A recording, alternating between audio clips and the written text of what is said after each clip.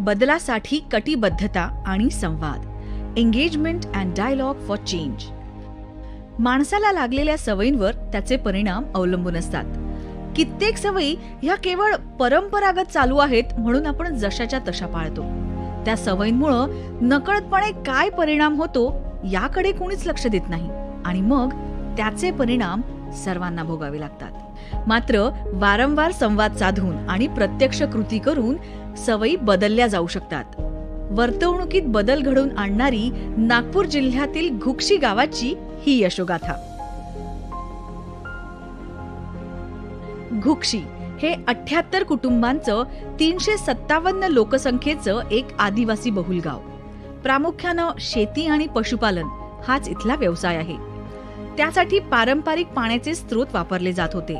ग्रामस्थ विहिरीतून थेट पाणी पुरवठा होत असलेल्या नळातून किंवा हँडपंप मधून पाणी भरायचे.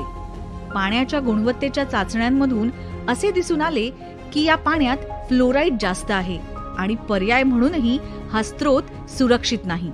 पाण्यामध्ये फ्लोरीनचं प्रमाण हे जास्त जर असणार तर त्या गावच्या लोकांमध्ये असं हाडं ठिसूळ होणार आणि शरीराला त्यांच्या वाक येणार आणि त्यांना डेंटल प्रॉब्लेम पण निर्माण होणार. तर असे अनेक त्रास यामधून होऊ शकतो.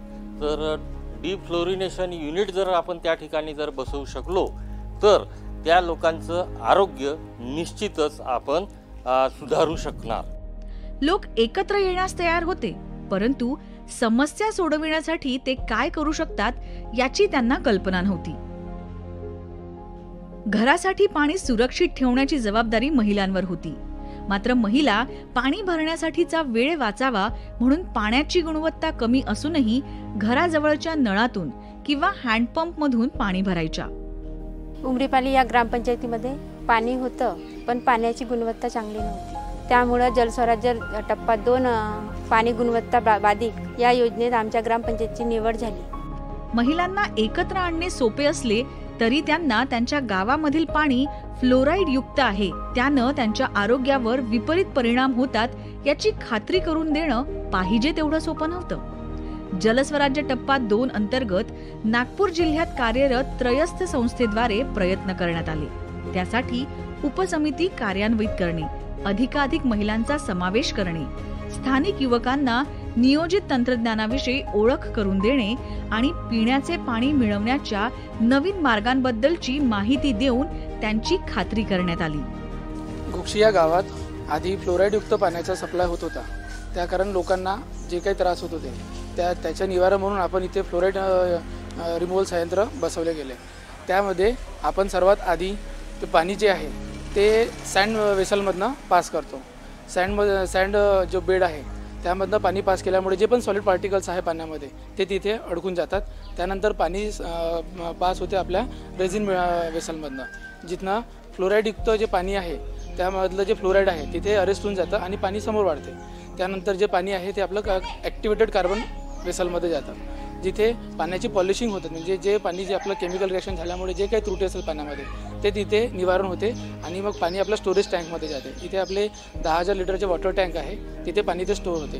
त्यानंतर जेव्हा गावकरी पाणी भरतात त्यावेळी स्टोरेज टँकमधनं पाणी UV चेंबरमधनं पासून लोकांना वापरण्याकरता आपण प्रोव्हाइड करतो. अशा रीतीने आपण लोकांना शुद्ध पिण्यापुरते पाणी सप्लाय करतो. नवीन तंत्रज्ञान समजावून सांगण्यात आले, ज्यामध्ये रिचार्ज कार्ड सारख्या ATMचा वापर करून प्रति लिटर 20 पैसे दरानं 10 ते 20 लिटर पाणी मिळू शकेल. चांगल्या प्रतीच्या पाण्यासाठी वाजवी दर म्हणून लोकांनी दर स्वीकारले.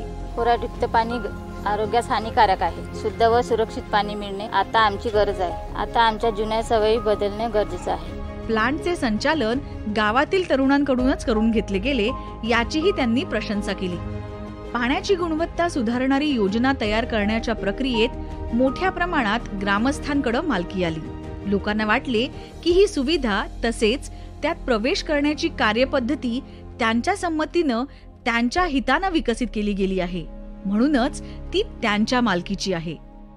शासनाच्या जलस्वराज्य टप्पा 2 अंतर्गत येथे जलशुद्धीकरण यंत्र स्थापित झाले. त्यामुळे जी आमची इथली जी परंपरा होती की नाल्याहून पाणी आणायचे, कधी आपल्या हँडपंपचं, कधी विहिरीचं. ते पाणी आता पिण्याचं आम्ही टाळत असल्यामुळे आता आम्ही इथलं शुद्ध पाणी प्यायला सुरुवात केलेली आहे.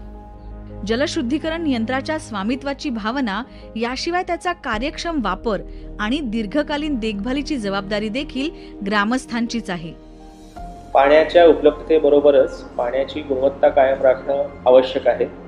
पाणी गुणवत्तेचा नागरिकांच्या आरोग्याशी थेट संबंध येतो.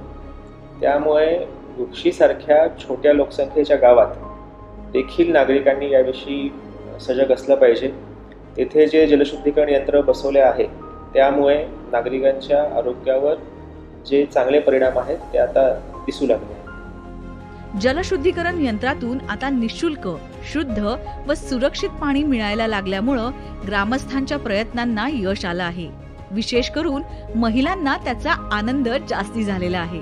सोबतच गावाचे आरोग्यमानही उत्तम राहणार आहे.